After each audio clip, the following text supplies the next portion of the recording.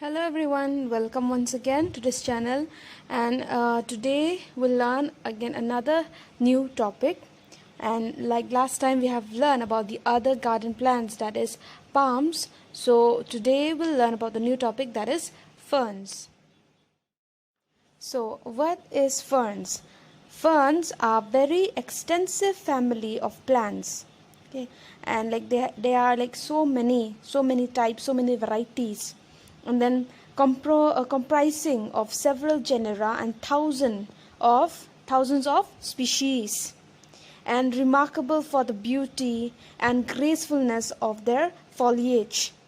And then there is a wonderful variation in the size, habits, and appearance among the several species. Like I have said that they are very, like, they have so many varieties. There are so many varieties of ferns are there in the world. And then they have like remarkable beauty. They varies in size, habit, and appearance. And most of the ornamental ferns belongs to the family Polypodiaceae. Always remember this. Okay, ornamental ferns belong to the family Polypodiaceae. And ferns in pots. Ferns are also planted in pots, are greatly used as groundwork for groups of flowering plants. And then cut frond are mixed with cut flower in bouquet and vase. I guess you know, like if you give any bouquet to any people, to anyone, so they used to place the ferns at the bottom. After that, they put the like beautiful flowers. Okay, and then even in vase, so even there also they used to put this, like to enhance the beauty of that vase, or to make that bouquet more attractive, more beautiful. And there are many kinds. Okay, many kinds are useful as subject for wire or hanging basket. And in veranda also, like there are like it's planted in the houses of people in the veranda. And then they also have an important place in landscaping. Okay, always remember this, they have an important place in the landscaping. And some of the ferns varieties have a lot of aesthetic appeal, that for this reason alone they deserve special attention. And some of the ferns also have medicinal value. This is also another important, that it have medicinal value. And one example is adiantum. This I have put the picture here. This is a picture of adiantum. They are used for as a cough medicine. Okay, for cough medicine they are used. And like also for like all throat infection or bronchi disorder, or any, like if you have any throat infection also, this adiantum is very good. It have a medicinal value. Okay, and many of the ferns plants are used to cover the ugly things or odd situation present in the finery. And they are also used in topiary. Okay, topiary, like you already know what is topiary. Yeah, as well as to cover the pillars inside the finery. So these are some importance of ferns, some uses of ferns, and even the definition. Now we'll talk about the climates. So ferns are flowerless. So from that only you understand that it doesn't produce flowers. Okay, so ferns are flowerless plants, widely distributed over the temperate and tropical region of the world. Like temperate or tropical region, like mostly in a place where the temperature is very good. It's like humid. Okay, and they depict a great vegetative diversity, from a tree fern to a minute aquatic form called azolla. Like actually, even if you see in India, the most common place or state, it's like where you can get this commonly. Okay, ferns, like it is grown wildly. It is in a northeastern place. And then here there is one example that is given, that they depict great vegetative diversity from a tree fern to a mini aquatic form like azolla. This is aquatic form of ferns. Okay, which is grown aquatically in the water. And then they are perennial and usually terrestrial, but some of them are climbers also. Okay, they are climbers, and some even float on water, like you see here, it's flooding over the water. And like they are adaptive to any locality provided a little care is taken during their culture. And ferns love shade. Okay. The ferns, they love shade and are generally well suited for cultivation in gardens surrounded by high buildings. Even those ferns that can tolerate direct sunshine, okay, they require, because some are also like, there are some ferns that can tolerate direct sunshine also, but still they require some sort of shade. Okay, so even if they can tolerate the direct sunlight, but still they need some sort of shade. And however, the real need of ferns is moisture. Always remember that the real need of ferns is moisture. And then for the roots, and this is conducive to their optimum growth, for their like good growth. Okay, and for this, atmospheric humidity is very important. Even the atmospheric humidity, that is, it have to be humid every time. So this is also very important. You have to keep that in mind. But while ferns enjoy shade and moisture, they do require daylight, and their growth is hampered in if there is this one continuous dripping of water.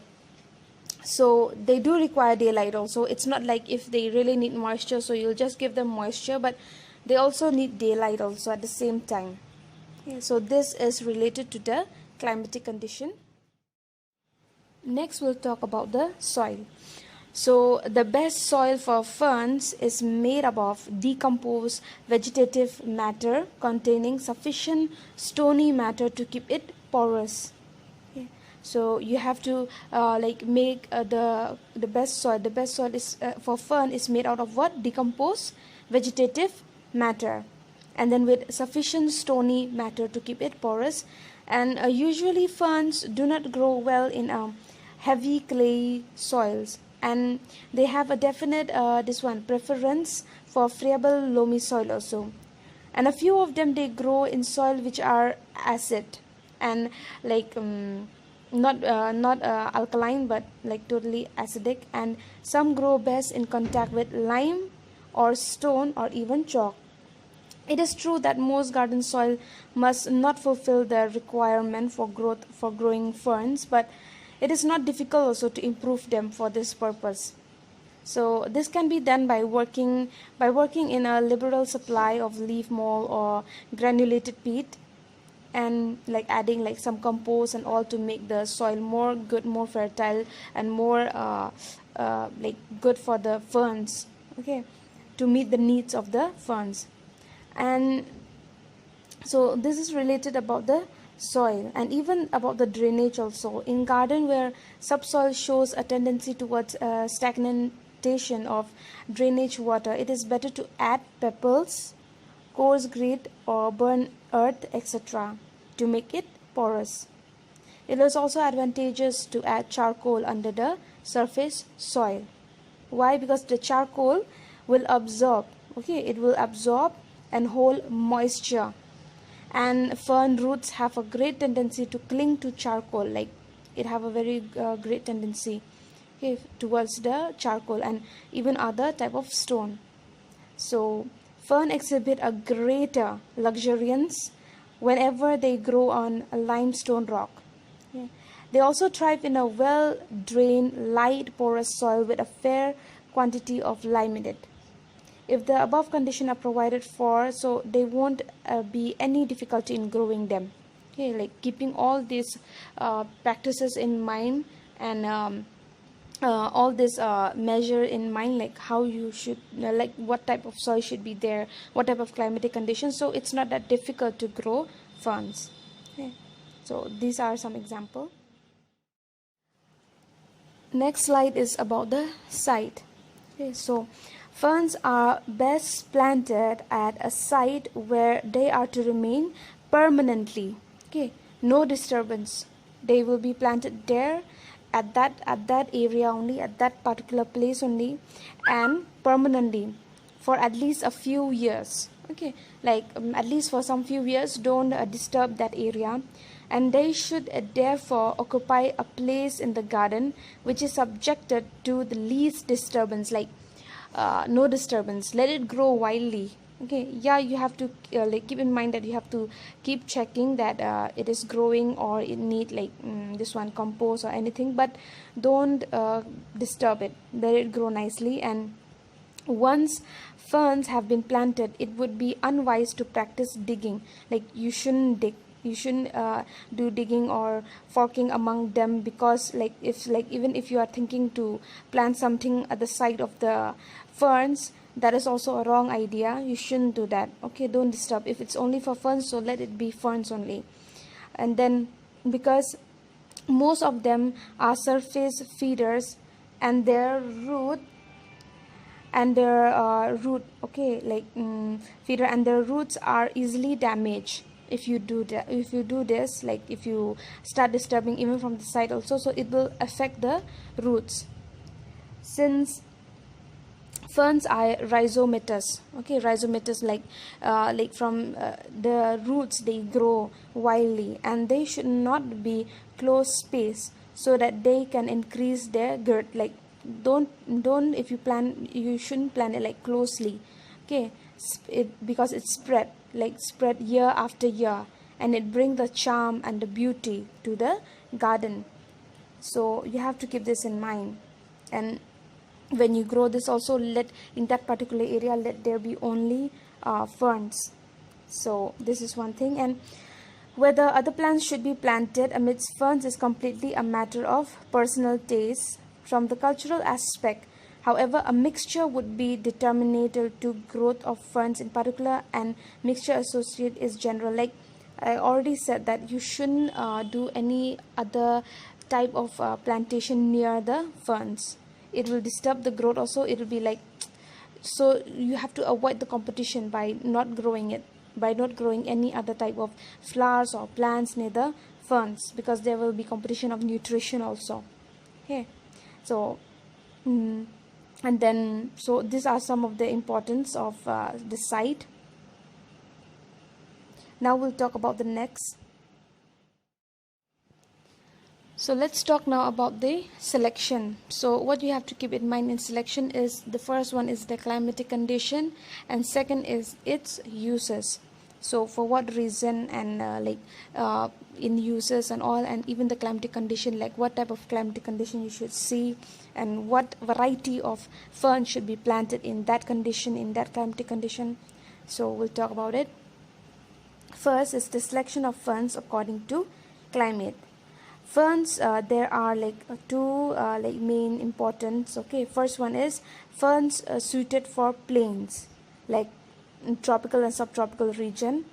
And then these are some of the examples, that Acrosticum aurum, Adantium coccinum, and Adiantum peruvianum, okay, etc. So one I have given here the example, that is Polypodium aureum. Okay, this is one example of ferns suited for plains. Ferns suited for plains. And next is ferns suited to high altitude or temperate zone. They are like Adiantum, cuneatum, and then this one Asplenium bulbifera, okay, and Pteris incis, etc.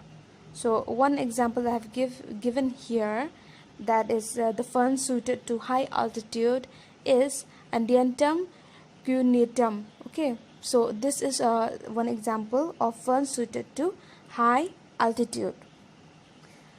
Now we'll talk about the selection according to the uses. So under this there are four. It is classified into four. The first is for hanging basket, and then the second is for indoor decoration. The third is for this one ferns for and limestone boulder habitat, and the fourth one is for outdoor work in pots. So the first one for hanging basket, the example are like Neprolepis bostonensis, and then Adiantum saliatum, and then like even this one polypodium aureum also, okay, for hanging basket. So here the first example you can see in the down, like the first, okay, I've written here neprolepis. This is for hanging basket, okay. And now the next one is for indoor decoration. The indoor decoration are, the example are like Andiantum tenerum, Andiantum, this one trapeziform. So for one example I've given here is Andiantum tenerum. Now we'll come to the third one, that is ferns for limestone. I haven't placed a picture here, but you can check, okay. So they are also like creeping ferns, okay, like even walking ferns, and then the bubblet bladder ferns. These are some of the example. And then the last one is for outdoor, okay. Mostly it is done in the outdoor area, or you can say in the outdoor garden also. So they are like polypodium of sorts, like neprolepis furcant. You have seen here I have put the example, okay. Neprolepis furcant, this is for outdoor work in pots, okay. Mostly like in veranda, you can put in veranda also, or just by the side of your gardens. This is one example, okay, for outdoor work in pots. So always remember that selection according to the uses is, first one is for hanging. So these are some of the importance of the selection related to the climatic condition and according to their uses. So keep all these things in mind while you do the plantation of ferns. It's really a good plantation, because it really helps in so many like addictive, what I'll say, like added product. You can say added product also in the bouquet, in making bouquet, or even in vase, okay, for decorative purposes. So these are some of the importance, like we will talk about it further more.